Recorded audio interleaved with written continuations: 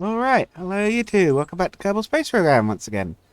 Last episode, we managed a Minmus landing. We went out there with Valentina, and we managed to put her on the surface of Minmus, take some science, and then pop off for home. This time, I'm not quite sure what we're going to do. We might try and do the same on the moon.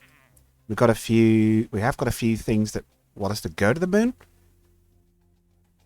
We're not going to take the specific orbit ones, but just want to rescue Kerbal from orbit of the moon. There is one for like a flag on the moon and also to get science data from the surface, so we might take those two and try for a moon landing. It's going to be a little bit more difficult because a manual moon landing is a bit harder than a manual Minmus landing, by which I mean quite a lot.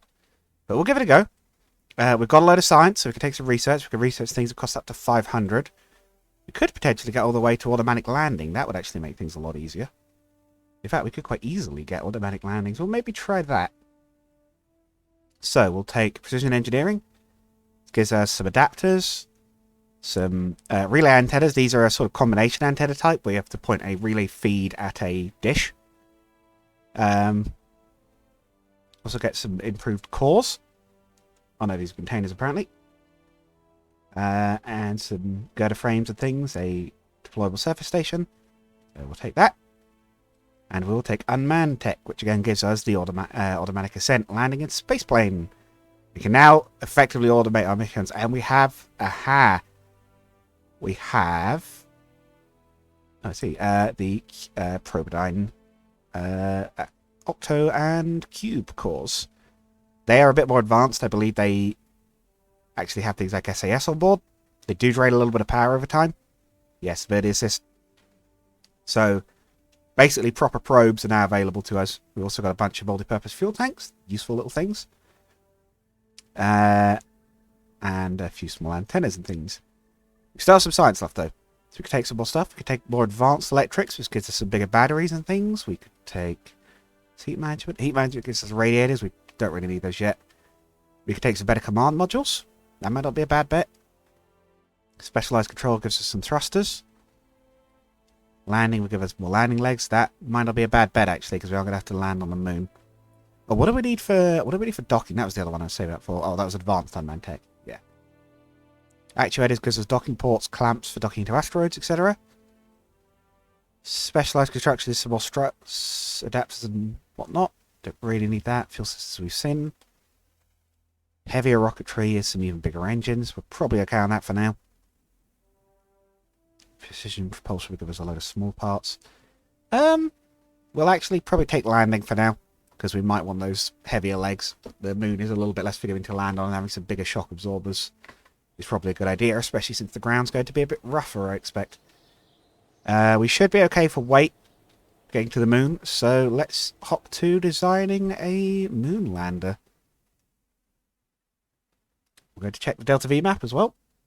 So, we want to go to the moon and come back. This recommends a total of about 7,500 Delta V at the highest to come back, so it is harder than Minmus. So, we need about 4k to get to orbit. About another 1,200 to get to the moon. We only need about 600 to land, apparently. Now, we'll maybe go a little higher than that. But we do have to come back as well. Now, coming back doesn't need quite as much Delta V as it says. But we'll try and design the lander with maybe a couple thousand meters a second of Delta V. And that should give us a bit of wiggle room to come back on.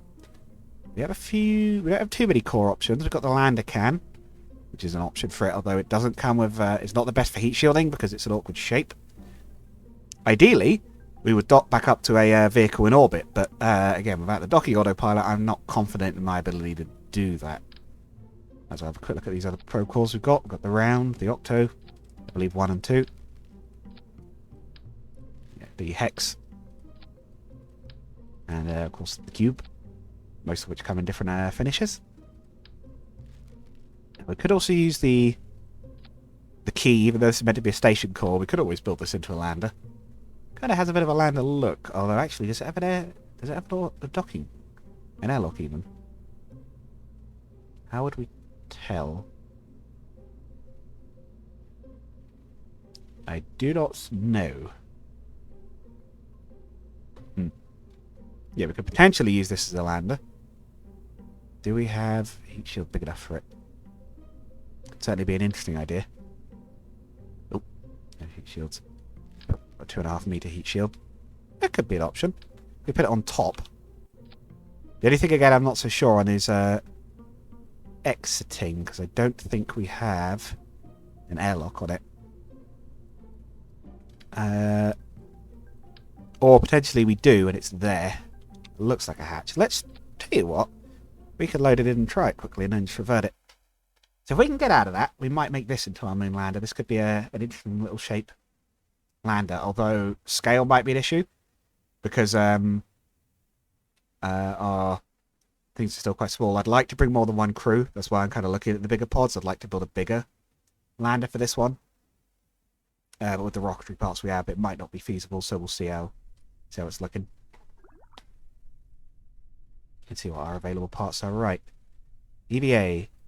Module has no hatch. Okay, no, so we can't exit this one. We could potentially attach an airlock to it if we've got any, which I can have a look at.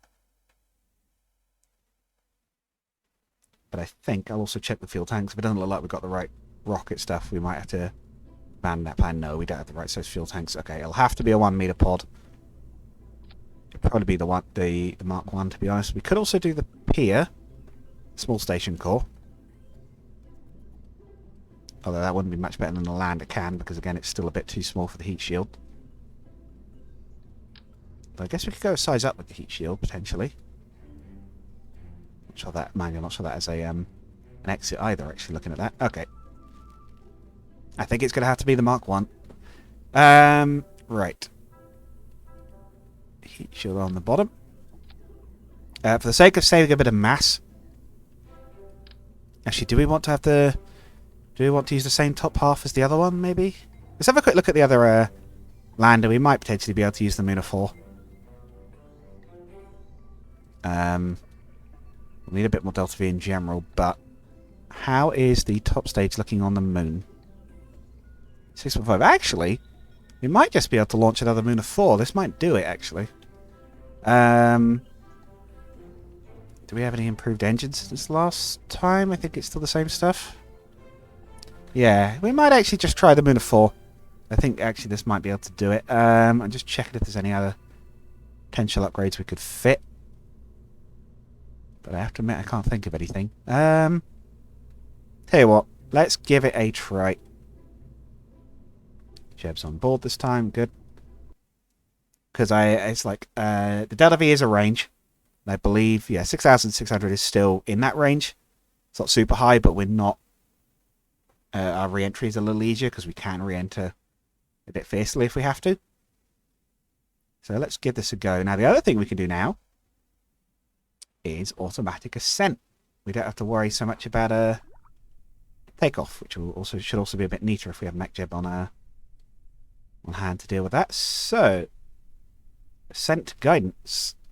It's horrible and complicated looking, and it's fine because you only have to deal with a tiny bit of it, really. Auto stage, stop at stage 2. Let's turn on general auto staging as well, but it will still work. Even if you don't have it turned on in utilities, as long as it's turned on here, it'll still work. Orbital altitude, 100. Inclination, 0. That's correct. It should take us up to 100 kilometers. Let's give it a try. Now, again, it's a little iffy with solids. So if it takes us over the intended altitude, we can manually tell it. That's fine. Just go a little bit higher and it'll sort itself out. So go. 3, 2, 1. Liftoff. And we are taking off. As said, it kind of gets quite automatic once you get the autopilot up a little bit. The autopilot is pretty good. You see it's holding us quite steady. Rocket's not really wobbling at all this time. It's quite a neat looking little rocket actually now. Give it a proper look. Usually the more like an actual rocket it looks, the better it'll actually work. As silly as that perhaps sounds, when I see people with like massive stacked or clearly mismatched boosters with nothing sort of smoothing the gap in between, it's like, what do you think's going to happen? Come on, like, there's a reason rockets look like they do. There is thought process behind. Well, to be fair, real rockets, there's thought process behind basically every single component, almost everything has been heavily designed to some extent, whether it's just to save weight or because very small things can cause rockets to go wrong. I think like too much vibration on a tank at one point made them have to like redesign a rocket, if I remember correctly. It was like, this bit is buzzing too much and it broke the first one. We have to stop it doing that. Oh, that's about perfect. Look at that. Pretty much perfect up to 100 there.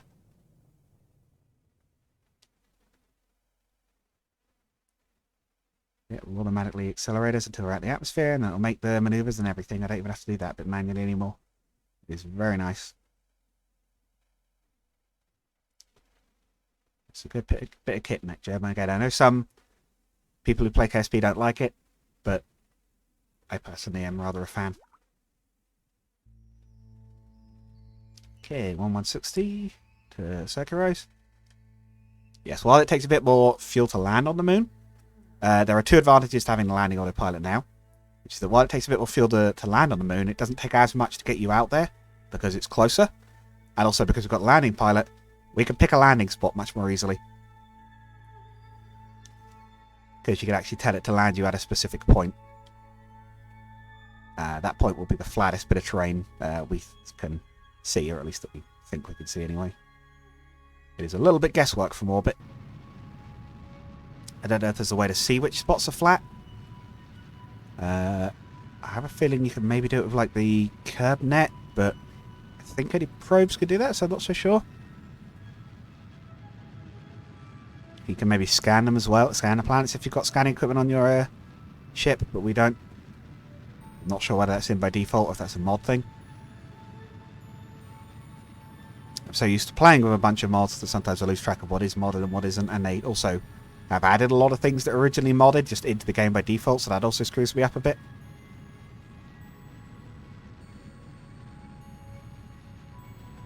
Check the map. Looking good.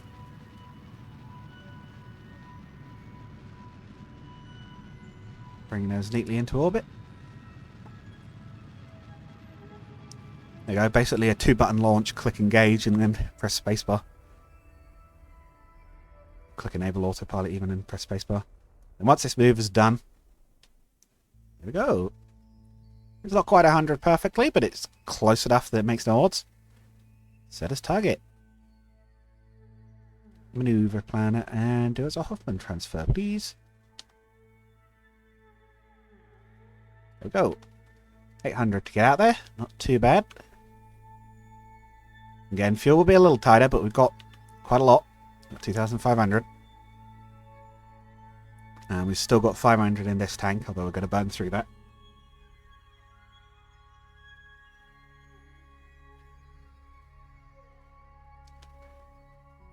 Yes, even though we had to burn a bit of extra science getting to automated liftoff and landing, it will save us a lot of pain in the long run. The other thing as well is while we've landed on one spot on Minmus, for example, as mentioned, the biomes are different. So if we land on other spots... Oh, and you know what we forgot to do? I'll get to this in a sec. If we land at other spots, we'll get more research off of them. What we did forget to do was plant a flag.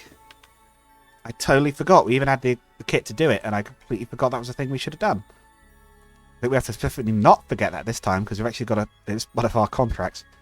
We've got to bring some science back, and we've got to get a flag. Flag planted.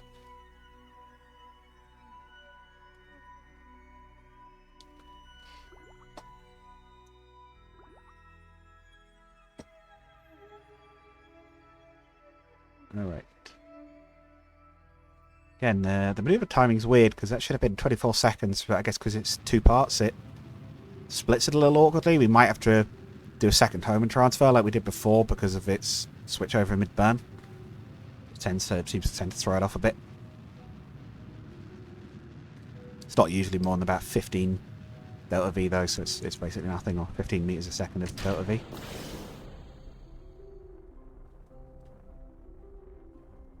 There's our target. You can see it up ahead. Destination Moon. Mun. I don't know quite how, if there's a technical pronunciation for it, like whether it's Mun or Moon. I don't know whether it's been officially decided anywhere by the devs. But it seems to vary between people I've seen talking about it. I suppose the Mun's quite similar to Kerbal in some ways. They've both got a big standout crater on them.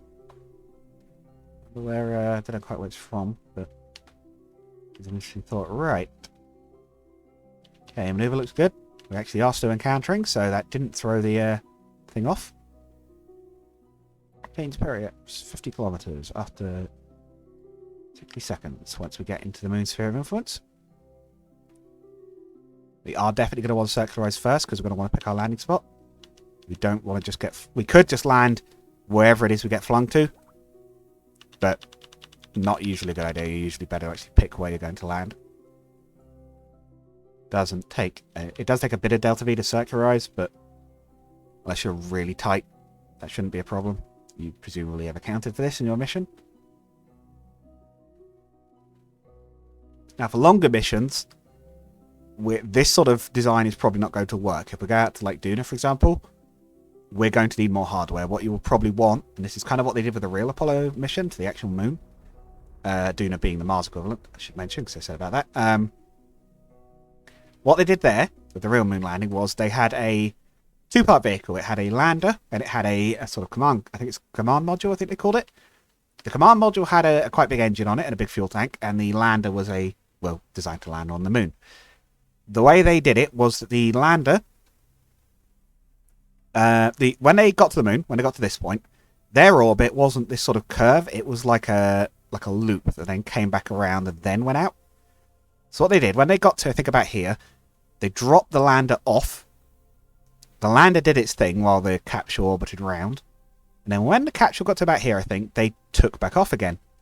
The top half of the lander detaches with its own engine, so it's nice and light, and it can go a long way on not much. And docked with the capsule mid-orbit, and then got a free return, basically, back to Earth.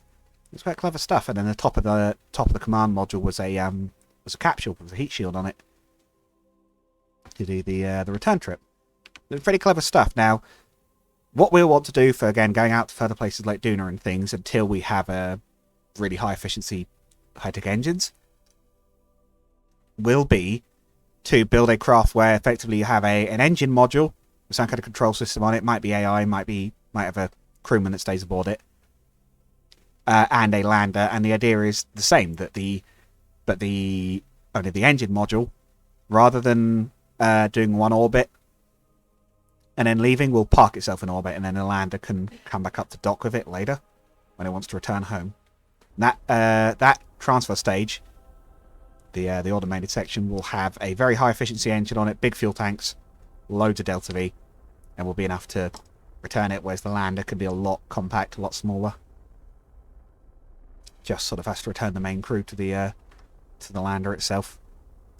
Could even potentially, if the transfer stage even has a large enough crew cabin on board, they could even ditch the lander in orbit, like leach the rest of its fuel off to refill its own tanks, and then ditch the lander in orbit and just return on its own to save weight and save even more fuel.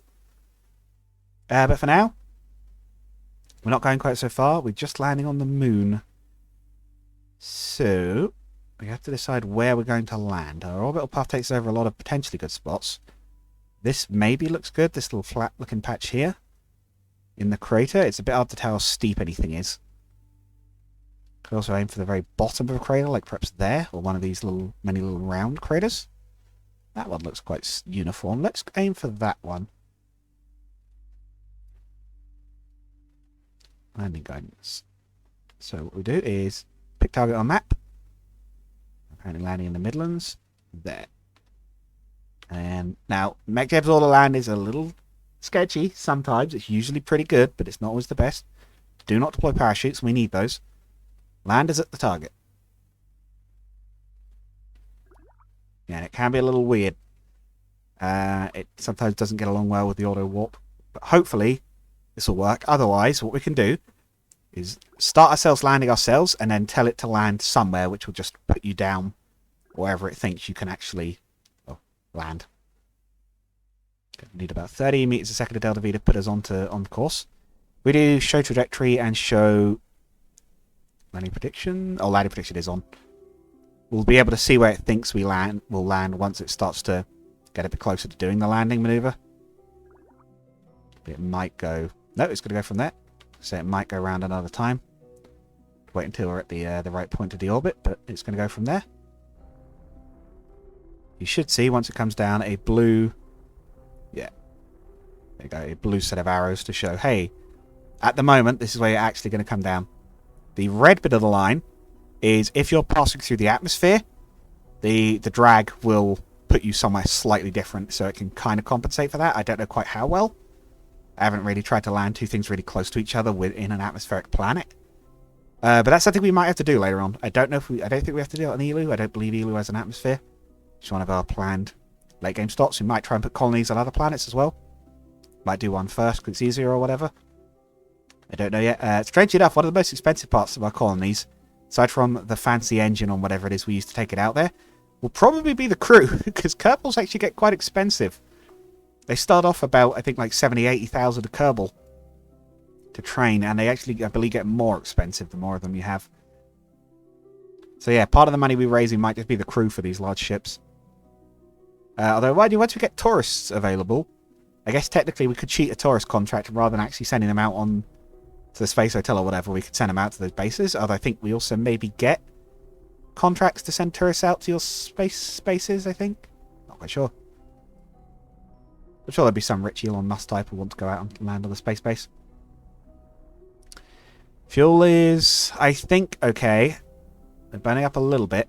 What we could potentially do to save us a bit of fuel is, rather than launching back into a circular orbit, we could potentially wait until Kerbin's effectively overhead, gun it, and then use that to sort of kick us right into already being going in the right direction.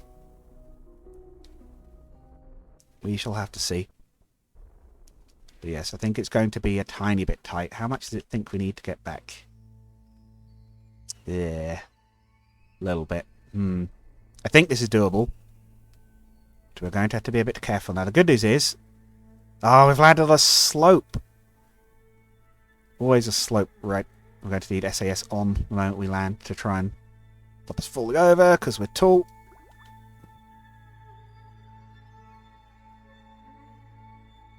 Nope, go. Jet is over there. Okay, well, that looks quite flat, actually, so if we tell it... Oop. Right. Land us somewhere. Should carefully bring us down. Carefully-ish. On this nice flat bit. That was not ideal. We've had to burn up more fuel, but I think we're okay. Come on, SAS. Stop us. Stop us. Okay. Oh, boy. Oh, it is rocking something crazy. I do not like that. I'm going to have to get out, and that is going to rock the rocket, so I'm going to be a little bit careful with this. Right, but we are down. Let's have a look at the materials bay. 100 science. Leave the sample bay doors open on the moon and go do something else for a while, okay? Do I really, game? Well, yes. The goose needs to be less dense here. Yeah, I can see that. Pressure data. They say insanity is doing the same thing again multiple times, expecting a different result. You check the atmospheric pressure again anyways. Temperature. Cold, I'd imagine. If it can actually get a reading at all. Crew report. 20 science. Right. As said, it will rock the pod a little bit. Oof. Oh boy. Is that a full... You okay there, Jeb? He is okay. Look at this little guy. Nothing scares him. I mean that literally, by the way. Jeb has a little thing flagged on him, which means nothing scares him. He is always brave. Look at that. It might have been a little bit sketchy, but I think the view at the very least was worth it. Take a crew report. What do you think of this, Bill? Or Jeb, even? The dust is getting everywhere. Well, if that's really what you're going to focus on, I suppose fair enough. Surface sample. Darker midland surface appears to be made up of basaltic rocks. Fair enough. Right. One of our contracts. We have to set down a flag. First lunar landing site. It's slopier than it looks. And it was a bit sketchy, but we made it. Also, due to clerical error, this is the first flag on another planet.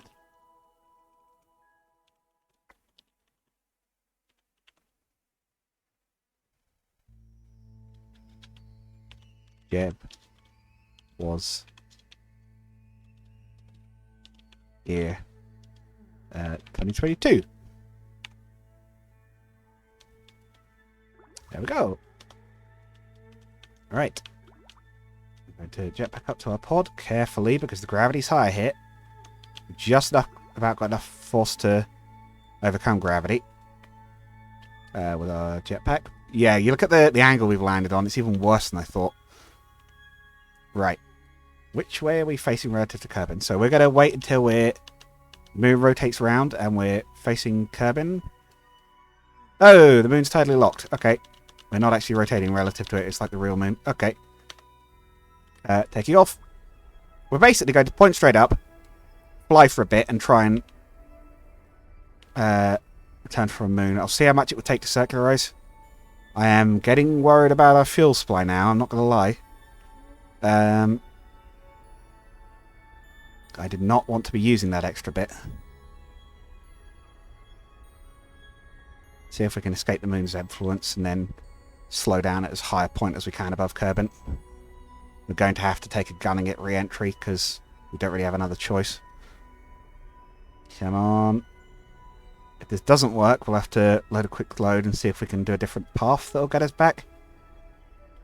Okay. Oh, I am really worried this is not going to be enough. And if it is, I don't know what we do, because we're going to be stuck. Right. How much can we reduce our delta V if we burn from up there? Oh, pretty substantially. Although, if we do it there, we're going to hit another. So our parry ups there, too high still. 164. Okay, I think it's doable. It's close, but it's doable. Parry ups 71. I can see it there. That's 9. Let's get it to about 30. See it here. It'll tell us how far it's going to be. Using every last drop of fuel we have, I think this is going to work. But we are going to have to worry about re-entry at very high speed. And there's nothing we can do about that because we will have used all our fuel. What we potentially could do is leave the front section of the ship on with the landing gear open, because that will generate more drag, and then ditch it when it starts to overheat, so we have the heat shield protecting us at that point. And I think that's what we're going to have to do. So, maneuver planet. We probably should have gone a bit ahead of a bit of extra fuel, but again, we need we need some more fuel tanks. That's probably something we're going to want to research soon. Right. Here we go.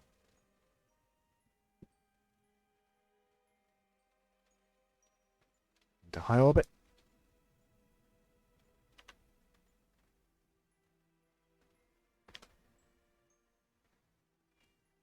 Oh, hello. Space Cat has arrived. The other Space Cat has arrived to meow at me once and then leave. I do not know what it is these cats want sometimes. I love them, but they are nuts. Alright, Periax is reducing. Good.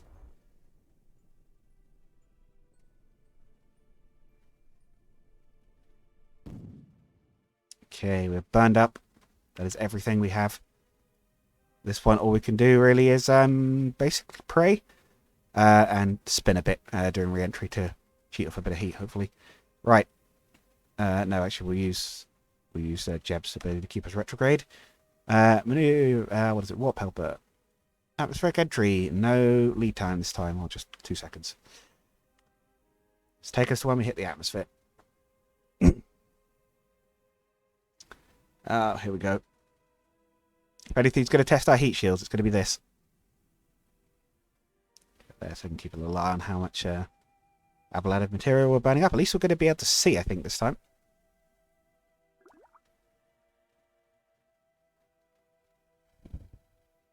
Yeah, we're coming in fast. 3,200. That is not ideal by any means. Again, I'd like to have a bit more fuel, but we did just about make it on the return at least. At least we actually had enough to put ourselves into re-entry. Not really sure what we would have done if we didn't. Otherwise known as Jeb cuts it close. They're getting spicy.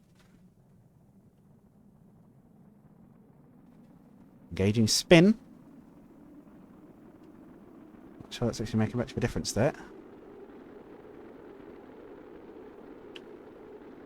Maybe it is actually. Oh! Landing gear's burning off. It's now on the engine. We are starting to lose speed now.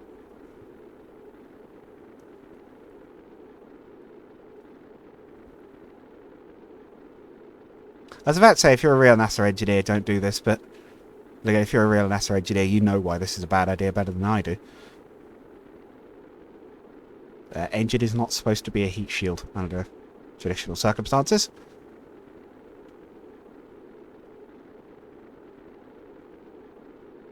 Oh, no, we are... Oh. Whoa. Okay. No, that did not work. Right. Let's try that again this time. We're going to ditch earlier. So that we're down to the heat shield.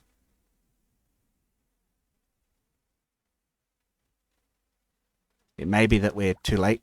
It may be that we can't do anything to save this mission, but...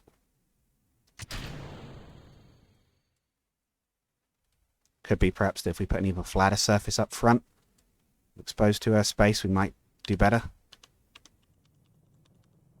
Because we will bleed speed faster, in theory. So, close the door at least, that'll probably help. So, close the door at least.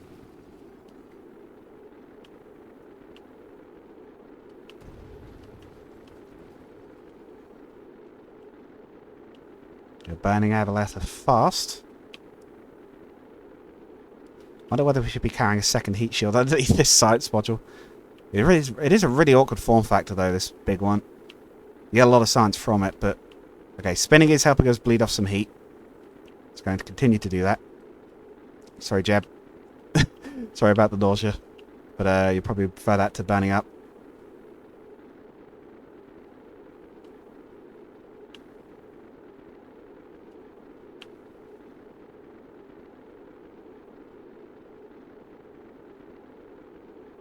See what I mean? It's a weird trick, but it works. It got us through.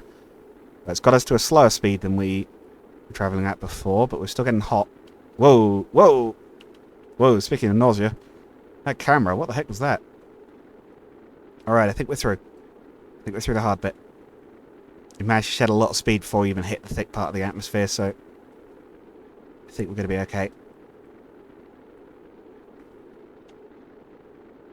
Disable that so it can tumble a bit on its own. Nope, nope. Nope, turn it back on.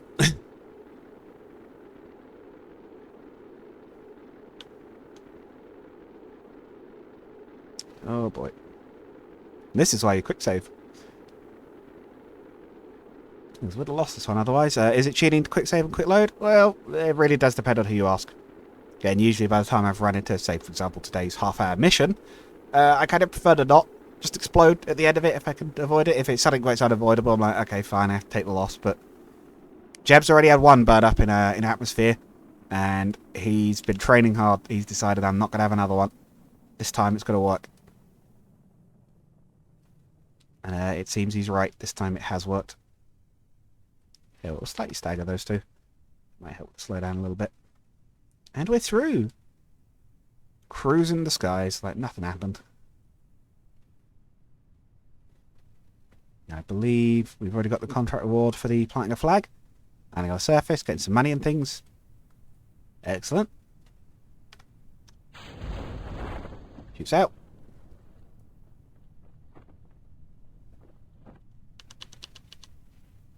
And we'll time warp until we get to the point where it opened. Landing in a slightly rough area, but I think we'll be okay. Don't think we're going to be on a super steep slope or anything.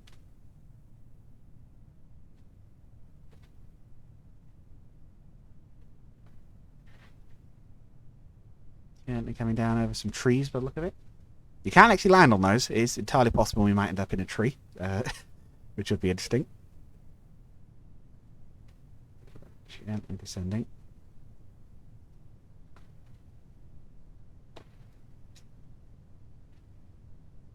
Yeah. It'd be quite relaxing to have a nice gentle drift to Earth after a long and danger-fraught, in this case, mission.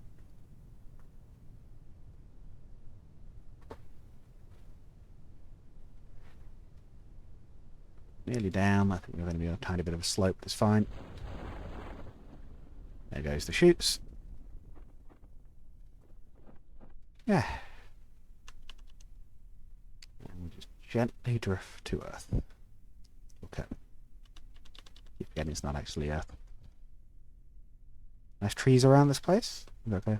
A nice place for a picnic, which is probably good, because you might be waiting there for a few days while recovery arrives. I don't know how far out we are from anywhere inhabited. Well, a long way, because the only 2 technically inhabited places on this planet, or 3 are the 3 launch centres, but you get the idea. Kerbal is strangely devoid of life for a planet. There was an old mod that used to add a city to the surface of it, and I think it technically still works if you jump through a few hoops to get all the old mods working, but a little bit of a pain to get going, I would imagine. But the Kerbal City project is actually quite impressive. Used to add it just a little way down the coast from the Space Center. You could fly out there. Take a look. I wonder if that old mod still works. Anyway, not quite as much science as last time, 422, but we're up to about 500 again. Got some money. And we've got jetpack, which I very nearly thought we wouldn't. We also got a bit for returning from the moon and for recovering data from the moon. Hopefully you've all enjoyed this episode. As I say at the end of these videos, I am a games developer as well as reviewer and let's player and whatnot. So if you want to support the channel, as well as all the normal like, subscribe stuff, you know, all that stuff, comment, whatever, take a look at the description. I've left a couple of links to the games I've made in there. You might like them. But genuinely, picking those up is the absolute best way to support the channel. And I will see you all next time. Goodbye.